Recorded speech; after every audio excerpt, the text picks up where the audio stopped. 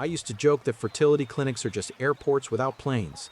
The lighting is bright enough to sterilize thoughts. You take your shoes off more than you planned. Strangers tell you what line to stand in. And everybody is holding paperwork like a passport to a country they're not sure they're allowed to enter. It would have been a good joke if it hadn't been about my life. Mia and I had been together 5 years, married for 2. We do the ordinary things, well rent paid on time, a couch that faces a window like it still believes in the city, a shared calendar that contains both dentist appointments and the name of our favorite taco truck. I write code for a healthcare company that thinks interoperability is a personality trait. She's a high school counselor who knows how to talk to teenagers without sounding like a cop.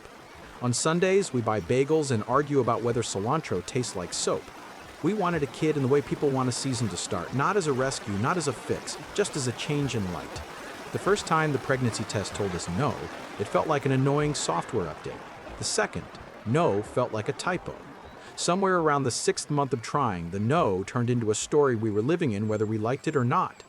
Our friends made careful faces. Mia's mom told us to stop thinking about it for a while, which is a sentence only people who aren't trying can say with their mouths. We did the blood work, the ultrasound with a wand that looks like something from a bad comedy, the SA. That required me to make eye contact with a plastic cup and a laminated instruction sheet in a room painted beige on purpose. Everything came back fine-ish. The doctor shrugged into a word I now hate, unexplained.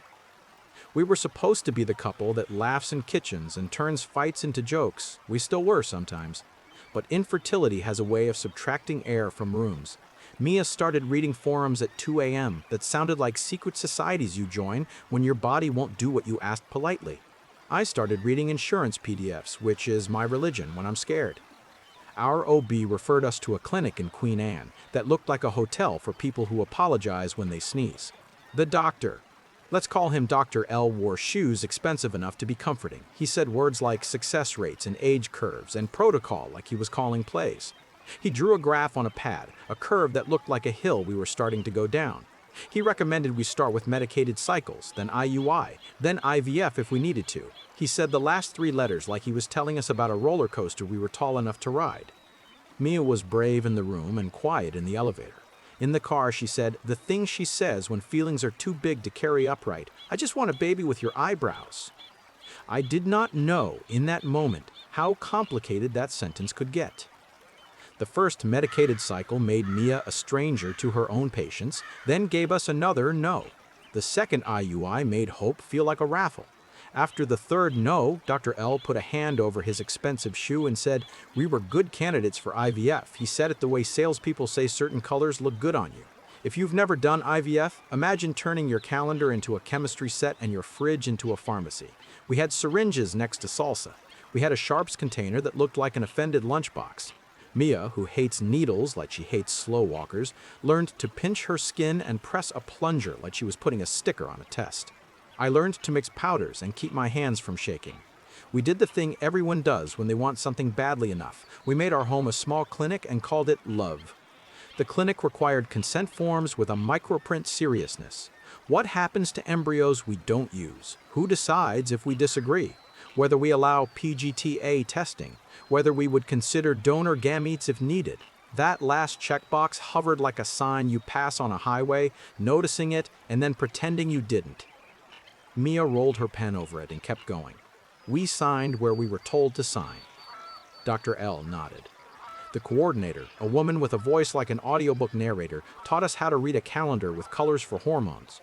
The portal gave us access to lab messages and billing codes and a video link that made glossy hope noises. I did my part in a room that pretends to be sexy with bad art. We laughed about it later because not laughing seemed illegal. Mia did her part on a table under a light that made her look like a hero and a patient at the same time.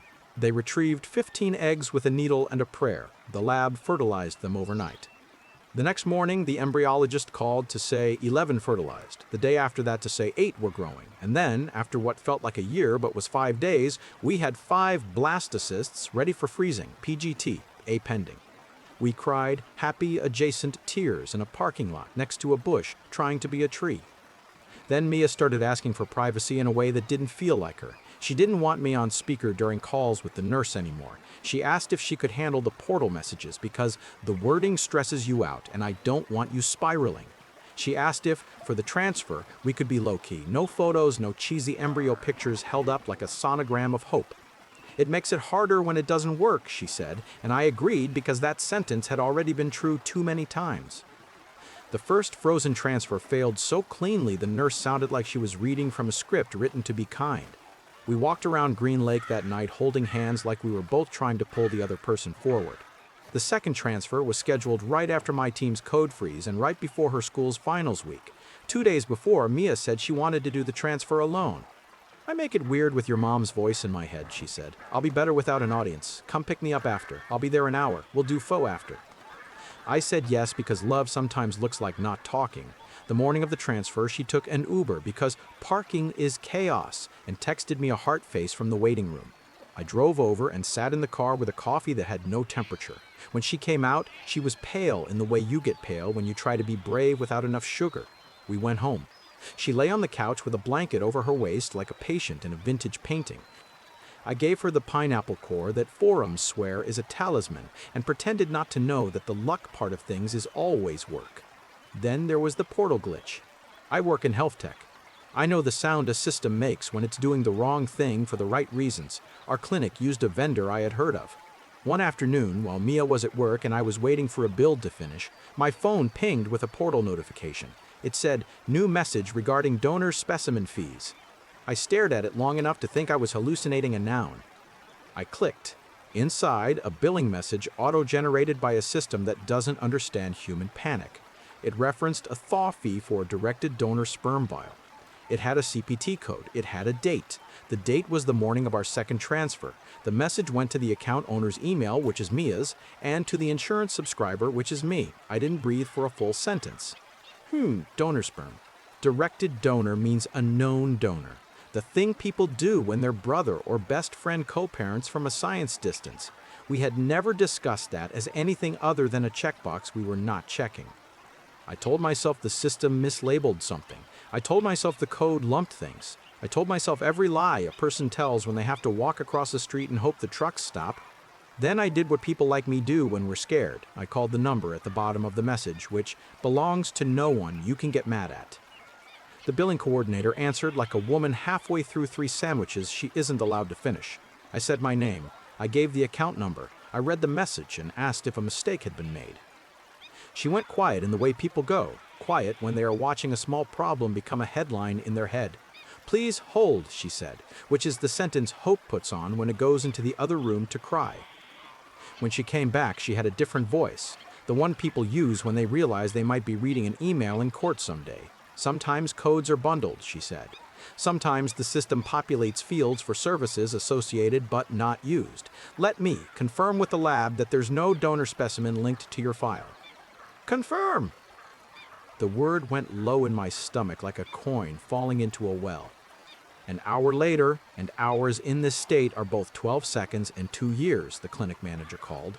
She has the kind of posture you can hear over the phone. She said she wanted to apologize for distress. She said, of course, no donor specimens were used without explicit written consent. She said there was an internal, quote, syncing error, closed quote, and her team had already corrected the encounter. Could you send me the encounter? I asked, trying to make my voice boring. We don't generally share internal lab screens, she said sweetly. Rest assured, the correction is internal facing only. Could you send me a screenshot with the protected health info redacted and the code list? I said. I kept my tone in the zone where men with clipboards get answers. I can send you your invoice, she said, an entirely different sentence. Please do, I said. I didn't call Mia at work because I could already see the movie where she left school early and drove too fast and cried in a staff bathroom. I waited. I walked to the copy room and stapled nothing 5 times and watched the corner curl like a stress test. I waited. At 5012, Mia texted, "Stuck late. Senior meltdown about colleges. Home 7-ish. Love you." I took a screenshot of the portal message and stared at it like a person who keeps trying to solve a math problem by squinting. Then I did the thing I am not proud of and will defend to my last breath. I logged into our insurance portal, the one tied to my employer, and downloaded the explanation of benefits for the date in question. The EOB doesn't tell you trade secrets. It tells you nouns. It told me cryopreserved donor sperm, thaw, and prep. It told me a code that I later learned is not ambiguous. It told me someone thawed a vial that was not attached to my body. Mia came home with the smell of a school hallway in her hair. She dropped her bag and kissed me and apologized for being a human being at her job. I made pasta because carbs taste like hope, even when they are uninvited. We ate like we weren't two people sitting on a bomb. After, she pulled her knees up on the couch and tucked a blanket under her feet the way she always does and said, "Tell me what your face is doing." I handed her my phone with the EOB on it. She went very still. Then she smiled in a way I have seen exactly 3 times, all of them in fights where she wanted to win without casualties. "Baby," she said, "that's a bundle code. It's like when your insurance calls a therapist a behavioral health unit, even if they're a person. It's a rounding error with a name." I nodded like I hadn't spent the afternoon living in a folder. "The clinic manager said the same," I said. "Then there you go," she said, and her relief felt rehearsed. "Could you show me the consent we signed?" I asked.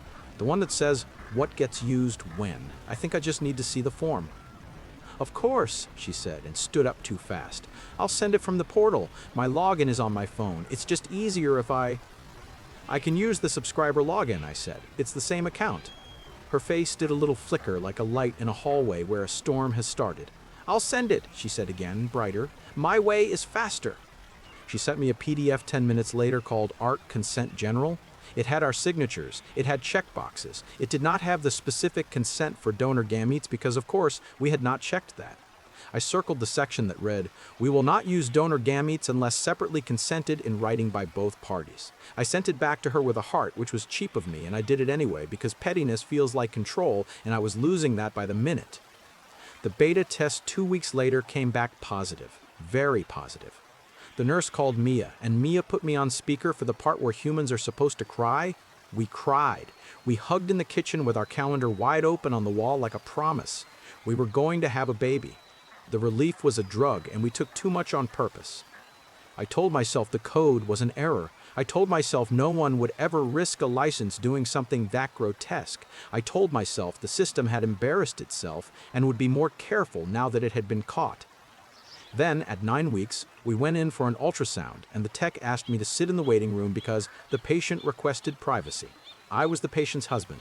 The tech blushed and said, "I just click what the screen tells me. It says solo visit." The probability of a person becoming a father is inversely proportional to the number of times strangers use the word policy in his presence. I waited. In the lobby, a woman in scrubs laughed at a TikTok with her friend, and I wanted to crawl in their laughter and live there. Mia came out 20 minutes later with glossy printouts of something that already looked like a person. She cried into my shoulder and said, "It's measuring perfect," and I shoved my questions into a drawer and locked it and swallowed the key. You think that would be the end of this part. You think the baby would erase the doubt. It almost did. For a month, we lived like people whose life is a montage. Mia's nausea made her hilarious. She ate crackers at 3 a.m. like a raccoon with a mortgage. I downloaded an app that said the baby was the size of a lime, then a fig, then a pluot, which feels made up. We went to Target and touched small onesies like we were allowed to be that sentimental. At 13 weeks, my company offered a free consult with a genetic counselor as a perk because we sell empathy as a service and sometimes we deliver. The counselor, a woman named Allison with a voice that makes you think of librarians who know where the good books are, asked if we wanted an expanded carrier screening she could order through a partner lab. "You both spit in tubes," she said cheerfully. "Science does the rest. It's boring unless it's not." Mia said, "Sure, but later." "I've had a lot of tubes lately," she said. "Can we breathe for 1 minute?" I said yes. Allison emailed a link anyway, a button that said, "Get your kit." It sat in my inbox like a dare. The next day, I ordered mine and told myself I was doing it because I like consistent data, not because I didn't trust my life. The kit arrived. I spit like a camel. I dropped it off at a FedEx with the same reverence people give to absentee ballots and organs. The lab has a portal too because all stories now include logins. 10 days later, the results lit up, negative for a long list of scary nouns. At the bottom was a section I almost missed, a note about biological relationships the lab can detect in their internal controls when both partners test. When both partners submit samples, it said, we can confirm parental contributions to fetal DNA in cfDNA tests. That part didn't apply yet, but it planted a flag in my brain where flags had started to grow. 2 days after that, our insurance EOB batch posted. I am a bad man who checks those. There in the stack was a lab claim from the day of our transfer. Sperm wash and prep outside specimen, a different code than the earlier one. Not a bundle, not ambiguous. The phrase outside specimen makes my mouth dry even now. I called the clinic again and asked for the lab supervisor. I expected a wall. I got a tired man who sounded like he wears his hairnet home. He said he couldn't talk to me about anything that wasn't in my name. I said this was my name, my insurance, my claim. He said, "Sir, I hear you. I can put in a request for records. It takes time." I asked him a question I knew he couldn't answer directly. Does outside specimen refer to donor sperm? He was quiet exactly long enough for my stomach to understand. He was quiet exactly long enough for my stomach to understand. We use that term for anything not produced on site by the intended father, he said carefully. Directed donor, bank donor, transport from another clinic. I can't comment on your case. I thanked him because manners are the only thing left when the floor moves. That night, Mia made soup and hummed. I stared at her and our future and a word that was starting to be loud in my head. I thought of the man she dated before me, the only ex whose name I know because they were together for years and he moved to Portland but still comments on her niece's birthday photos like a friendly ghost. His name is Adam. His blood type is on a driver's license photo I once saw when I helped him jump his car in our alley after he drove down for a concert. Oh, negative. It is a stupid, trivial memory and it made no sense to remember it, and there it was. I went to bed early and lay there with my eyes open and my jaw clenched. The next morning, Mia left for work at 7 with a kiss on my cheek and a smile that would have made me forgive her anything if forgiveness were an instrument that works without facts. I opened my laptop and wrote an email to the clinic's records department requesting the chain of custody documents for our transfer day, specimen origin, thaw logs, matching identifiers, consent forms. I cited my rights as an insured and a partner. I CC'd my own personal email in case someone at work ever reads my sent folder. Then I did the ugliest thing I have done in any room. I searched our shared photos for the word clinic and scrolled back to a live photo from the day Mia had said she needed privacy at her 9-week ultrasound. In the corner of the shot, reflected in the stainless trim of a cabinet, there is a shape that is a person and a baseball cap with a logo I have only ever seen on one head.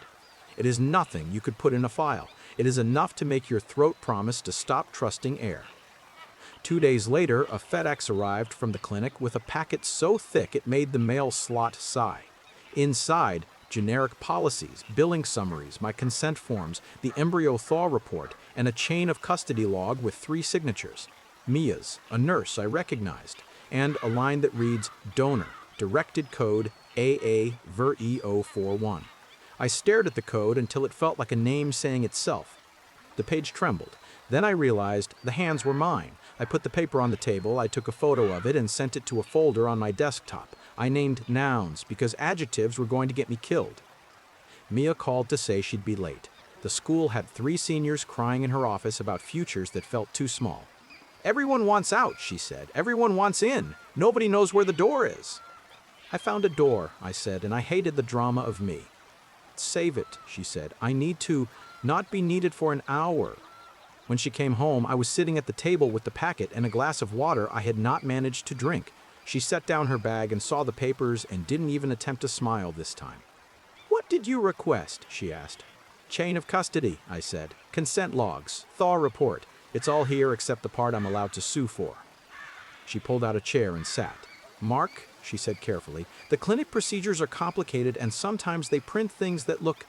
I know what a code is, I said. I know what directed donor means. I know what outside specimen means. I know what a thaw fee is and what an insurance portal will and won't lie about. What I don't know is why I'm finding out from billing that my child might not be my child. She closed her eyes, the kind of closing that's more like bracing for impact than rest. When she opened them, there were 3 truths available in the room and I could see them auditioning on her face. Deny, deflect, confess. She picked a 4th. She said, please, just wait, and stood up and went to the bedroom and came back with a folder I had never seen, the expensive paper kind people buy to pretend their plans are legal. She set it on the table and slid out a document with signatures. 1 was hers. 1 was not mine. It was the name I had been pretending was just a hat in a reflection. Directed donor agreement, she said, voice sanded down to the grain, dated 4 months ago, signed by me, and by Adam. She didn't slide the folder to me so much as place it in the exact center of the table, like a bomb squad tech setting down something that might go off if you were careless with nouns. Directed donor agreement. 4 words that sounded like they belonged in a policy binder, not in my kitchen. 4 months ago, 2 signatures, Mia's and Adam's. I could hear the refrigerator hum. I could hear the heat kick on. I could not hear my own body for a second, like the sound cut out and the captions turned on. Say it to me, I said, because I needed the air to have her voice in it. She swallowed once and kept her eyes on the paper. I asked the clinic to help me use a directed donor. She tapped the line with Adam's name. I asked Adam. He said yes. We did the legal thing. I intended to tell you after the positive stuck. I was going to frame it as we did whatever it took. I told myself you would forgive me when you saw the heartbeat.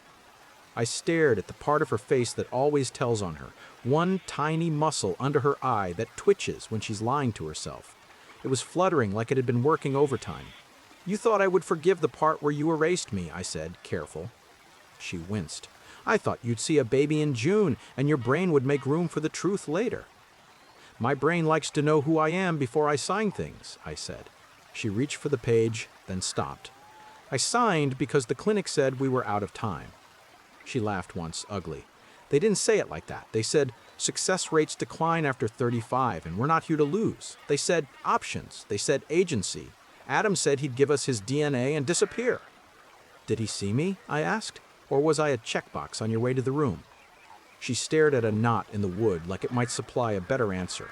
I told him you were on board, she said, too fast, then tried to correct it. I told him you were determined, that you would be determined once the baby existed. He didn't ask for paper. The clinic gave me paper. The clinic, I said, like a person tasting a word and finding glass under it. Walk me through how a reputable fertility clinic opened a vial for a married patient without her spouse's explicit consent. I am the patient, she said, and the sentence landed like a blunt tool. They said legally I could consent to my own care. Your own care, I said, not my non-fatherhood. She looked ashamed and defensive and very, very tired. All at once, like a person trying to evacuate 3 buildings while someone stands there taking attendance. I was scared, she said. Every month my body failed, and every month you printed a document.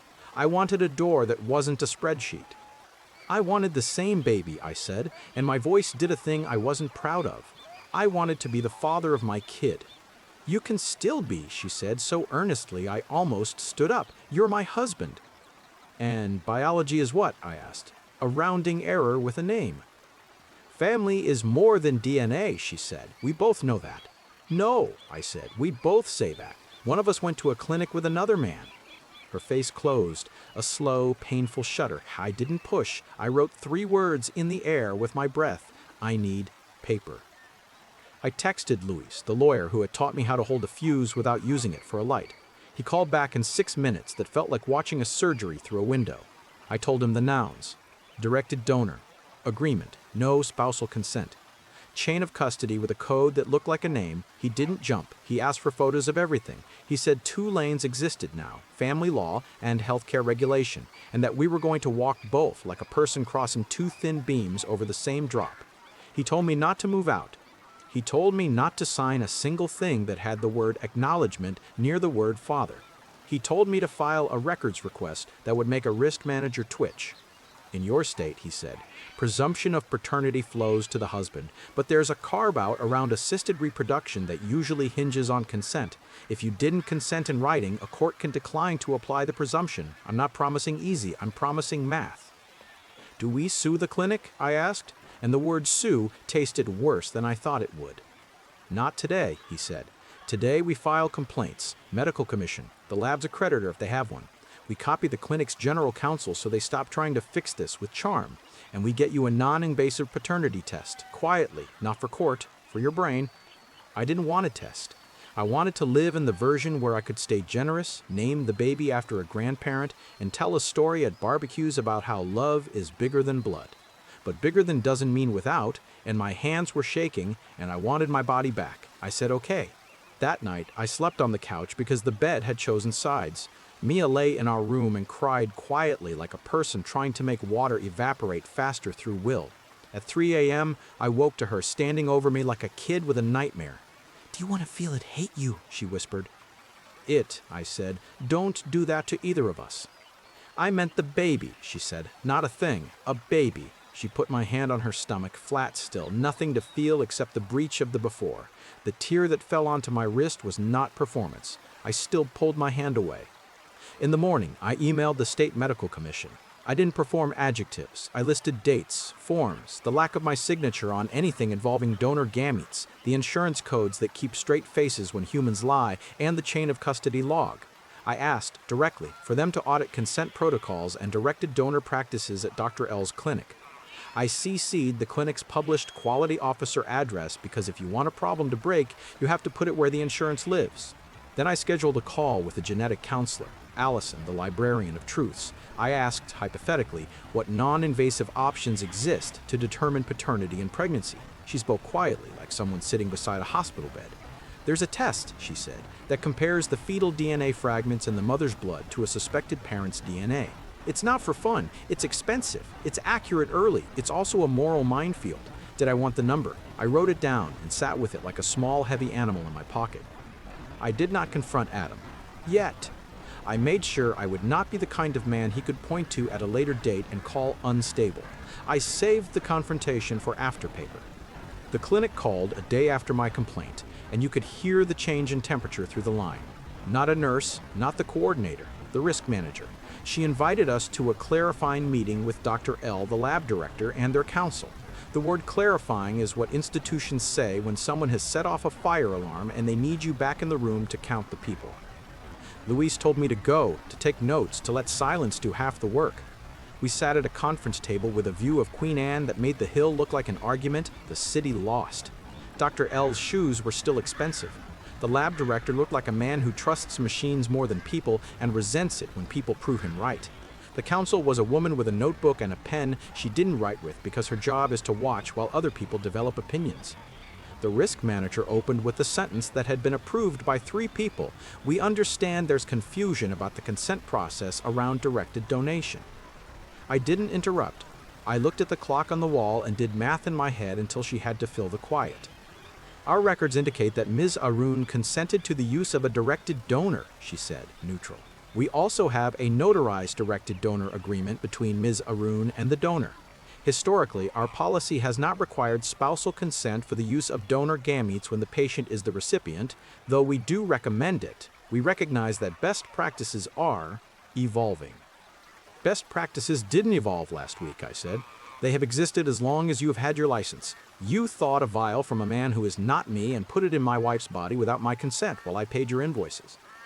Dr. L started to say my name like he could friend me back into the room. I put up a hand on my own table, small like a traffic cop, for sentences. I am not here to yell, I said. I am here to get 3 things in writing. Your consent policy as it existed on the day of our transfer. Your acknowledgement that I did not consent in writing to donor gametes. And your plan to notify your board and your accreditor that your policy is non-compliant with any ethical framework you pretend to teach your fellows. The counsel finally wrote something. The lab director sighed like a man in charge of a machine that has begun to tell him the truth for the first time and he doesn't like the sound. Dr. L said, we care deeply about families, and I said, you cared about a metric, and he did that therapist-y nod that physicians use when the patient knows a thing and they can't forbid it. Mia sat very still. When the risk manager asked if she had anything to add, she said, I lied to my husband without looking at me, and every person in that room took one microscopic step back, as if a sentence could physically rearrange furniture. After the meeting, Luis and I stood in the parking garage and stared at a concrete pillar the way men do when they need a thing to hold still. They're going to propose remedies, he said, credits, counseling, an apology letter from a committee. Don't take anything yet. Paper first, investigation second. Then we talk about damages. In family court, we'll file for a separation. We'll ask the court to reserve the question of legal parentage until after birth and after testing. We'll make sure you aren't tricked into signing an acknowledgement of paternity at the hospital. You hear me on that last part?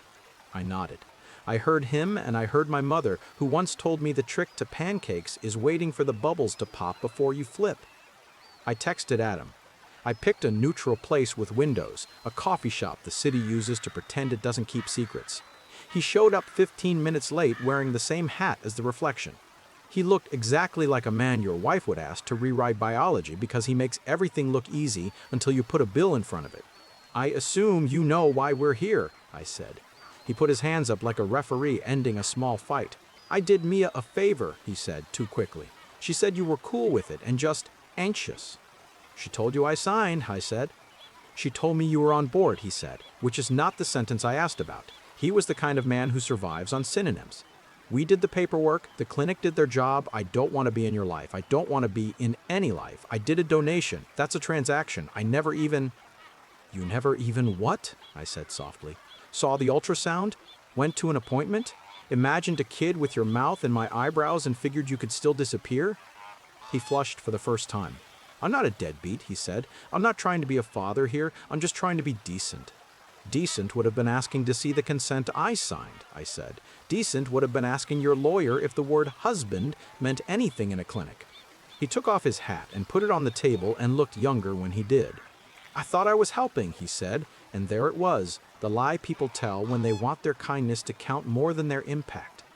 "I'm not going to run your life," I said, "but hear me. Do not show up at the hospital. Do not show up at our house. Do not show up in a story later and pretend you didn't add yourself to our table. If I decide to step out of being this child's father, you will not step in because you're bored." He nodded, chastened for exactly as long as it took him to decide to be himself again. "I signed a directed donor agreement," he said. "That means not a dad. Everybody knows that." "Everybody in this coffee shop is not the judge," I said. He left the hat on for the walkout. I sat and watched a barista draw a heart in foam for a stranger and hoped the world still wanted to be kind. Mia's parents came over because the world moves in concentric circles. They sat on our couch like a pair of anthropology students trying not to disrupt the tribe they were taking notes on. Her mother squeezed my hands and said, "We waited too long to have Mia. Science was smaller then. We failed. If I had been brave enough to do what she did, she'd have a sibling and I'd have fewer regrets. I'm not excusing. I'm saying you're watching a woman try not to carry my mistakes." Her father, a soft man who hides it under being tall, said, "I hate that we're good at rationalizing and bad at apologizing." Mia sat between them like a photograph where someone has cut out the sky. I told them I'd filed complaints. I told them we were separating. I told them I was not signing anything at the hospital. Her father nodded brutally, like a man trying to be fair over his own heartbeat. Her mother cried like a faucet with a wrench stuck to it and asked me if I would still be in the delivery room. I said I did not know, which was the truest thing I had said all month. The non-invasive paternity test arrived in a kit that looked like a high-end lunchbox. The phlebotomist came to our apartment because the lab has learned not to ask people to suffer in public. She took Mia's blood with the efficiency of a person who knows how to make you not flinch. She swabbed my cheek and apologized for the indignity of mouths. She put both in a box and left us in a room with a new silence. "Do you want it to be yours?" Mia asked finally. "I want the truth," I said. "That's not the same question," she said, and I didn't answer because I'm smart enough to know when a thing will break if you say it wrong. The results came in a portal because of course they did. Probability of paternity, 0.0%. The number looked like a face losing an eye. I closed the laptop. I opened it again. I printed the page and put it in the folder named Nouns. When I told Luis, he didn't congratulate me for being right. He laid out the next pieces of the board. We'd file to disestablish the presumption after birth. We'd ask the court to decide legal parentage in light of lack of consent. We'd avoid private deals because private deals don't outlive hurt. We'd make sure that any birth certificate signatures reflected the math, not the wish. The medical commission wrote back. They were opening an investigation. They asked for permission to subpoena my clinic records. They asked for contact info for Mia and, if possible, the directed donor. I sent them what I was allowed to send and said deliberately that I was not asking them to make a villain out of infertility. I was asking them to count signatures in the order consent requires. The clinic sent us a letter full of sorries. It did not admit wrongdoing. It admitted policy gaps. It offered to refund every dollar we'd spent with them. It offered complimentary counseling. It did not offer me my parenthood back. I put the letter in the folder and wrote RE Fund on a sticky note because I am a small, petty man who likes labels when the universe refuses to use them. We filed for legal separation. We hired a mediator to draft something that would keep us from reenacting this on a sidewalk. In the draft, I declined legal parentage and reserved all rights to build a relationship with the child later if it seemed sane and kind. In the draft, Mia would name the father correctly, if he agreed, or leave the father line blank, if he pretended paper didn't apply to him. In the draft, I would not pay support for a child the law did not give me, though I wrote my own clause that said, if in 5 years you need money for school clothes, you can call me and I will not be cruel. Mia moved in with her sister. I moved into the second bedroom and made it look like a person lived there on purpose. I went to work and wrote code that helped clinics talk to labs even though my own clinic didn't know how to talk to the truth. I ran on wet sidewalks, I ate foods my mother would have said weren't dinner, and then made pancakes on a Wednesday to balance the moral ledger. At 22 weeks, Mia sent a photo of her stomach with a dark line running north-south like a map. She didn't add words. I wrote back, I hope you feel strong. She wrote back, I hope you feel real. We were both good at wishes that didn't leave fingerprints. At 28 weeks, Dr. L stopped working at the clinic. The website said, transitioning to research. The Medical Commission's public docket posted a statement of allegations that listed policy deficiencies and a failure to document spousal consent for directed donor use. It didn't name us. It didn't have to. The lab's accreditor issued a corrective action plan that might as well have been titled, Count Signatures Before You Thaw. They would survive. They always do. But somewhere a class slides changed, and a new doctor would look at a checkbox and think of my kitchen. Adam sent a text I never replied to. Is everything going to be okay? I wanted to send him a picture of the word okay with a red line through it. I muted his number the way you close a door and lean on it. Jenna came with me to buy a crib for my apartment because she thinks in future proof. We stood in a store that smells like varnish and new intentions, and she ran her hand over a rail the way siblings do when they are talking to parts of your life you haven't met. You don't have to decide today, she said. You can be a person who shows up later. You can be a person who doesn't. Both are real. Both deserve food. I want to be a person who doesn't make my fear the baby's biography, I said. Then be boring, she said. Boring dads are the best kind. When labor came, it was Tuesday. Mia's sister texted me from the hospital because the world has decided sisters are better at emergencies than husbands who are good at paper. I stood in my kitchen holding my phone like a passport and did not move for exactly 5 minutes. Then, I put on boots and drove to the hospital because I am a man who knows how to show up when showing up is the only honest action left. I did not go in the room. I sat in a waiting area with chairs that make everyone admit they are human, and I stared at a wall with a fake mountain on it until my name appeared on no one's lips.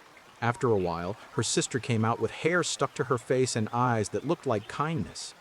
Healthy boy, she said. 7 pounds, loud. Mia's okay. She doesn't want to see you. She also wants to know if you're okay.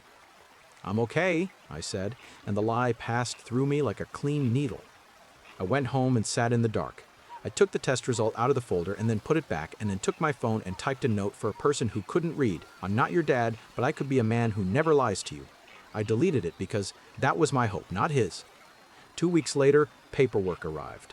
Birth certificate information, an invitation to sign, nothing. I did not sign. I mailed back the blank father line.